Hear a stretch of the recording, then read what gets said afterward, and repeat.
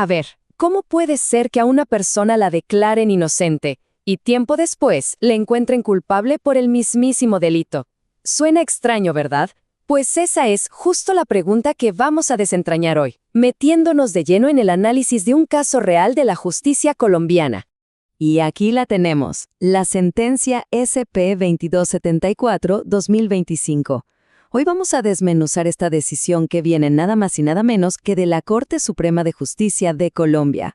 La idea es entender no solo la historia que hay detrás, sino el por qué los fallos judiciales pueden dar un giro tan drástico. Bueno, para entender todo, tenemos que viajar un poco en el tiempo. Vámonos para Medellín, a un día específico, el 23 de julio de 2011.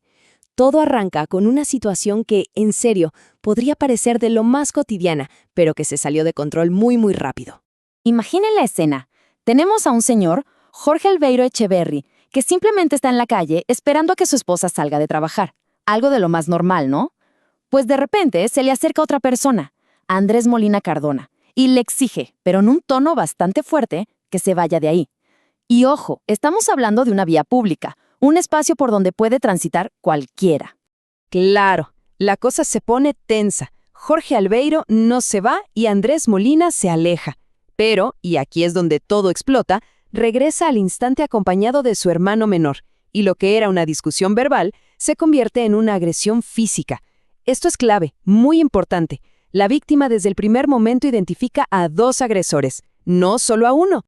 Y las consecuencias de esta agresión, bueno, no fueron para nada leves. El dictamen oficial del Instituto de Medicina Legal fue contundente y, la verdad, bastante fuerte. Dice textualmente: deformidad física en el rostro de carácter permanente. O sea, no estamos hablando de un simple moretón. Estamos hablando de una lesión que le cambió la cara a esta persona para siempre. Una secuela de por vida.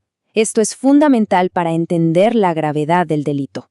Con los hechos y las consecuencias tan claras, uno podría pensar que el proceso judicial sería directo.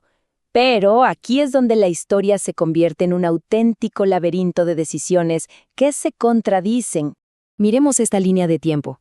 En primera instancia, el 30 de enero de 2023, un juzgado absuelve a Andrés Molina. Lo declara inocente. Pero la fiscalía y la víctima apelan.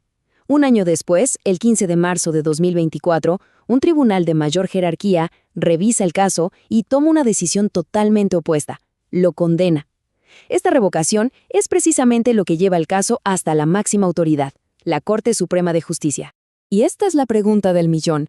Es que no hay nuevas pruebas, no aparecieron testigos clave de la nada, son los mismos hechos, la misma evidencia. Entonces, ¿qué es lo que cambia? Cambia la valoración, la interpretación de esas pruebas. Y esa, justamente, es la tarea que ahora tiene la Corte Suprema. Ahora, es importante entender algo. La Corte no hace un tercer juicio desde cero, no. Su función es más bien como la de un árbitro de muy alto nivel.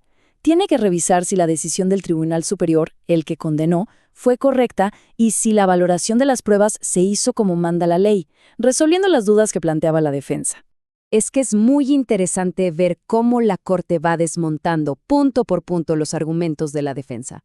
Por ejemplo, la defensa alegaba que el testimonio de la víctima tenía inconsistencias. La Corte responde que es coherente y, más importante, que está respaldado por el informe policial y los dictámenes médicos.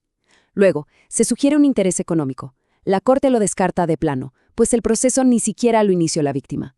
Tercero, la defensa intenta culpar solo al hermano menor, pero la Corte se apoya en el testimonio del policía que llegó a la escena, quien testificó que la víctima señaló a dos agresores en el momento. Y finalmente, sobre las lesiones, la Corte valida que se documentaron múltiples heridas, todas consistentes con la agresión descrita. Tras este análisis tan minucioso de la evidencia y de los argumentos, la Corte Suprema de Justicia debe tomar una decisión final. Y para hacerlo, tiene que aplicar un estándar legal que es muy específico y, sobre todo, muy exigente. Este es el estándar de oro en el derecho penal. No se trata de tener una certeza absoluta, porque eso es casi imposible de alcanzar. Significa que la evidencia que presentó la Fiscalía es tan sólida, tan convincente, que no existe ninguna otra explicación lógica o razonable de los hechos que apunte a que el acusado es inocente. Entonces, el punto crucial era, Las pruebas contra Andrés Molina alcanzan este nivel tan alto y la respuesta de la Corte fue un sí rotundo. Consideraron que el testimonio de la víctima, al estar corroborado por el testimonio del policía y por toda la evidencia médica, era más que suficiente para eliminar cualquier duda razonable sobre la participación de Andrés Molina. Por lo tanto, confirmaron la sentencia condenatoria del tribunal. La consecuencia directa de esta confirmación es la pena impuesta por el tribunal, 32 meses de prisión. Esta se convierte en la condena final y definitiva de todo este largo proceso judicial.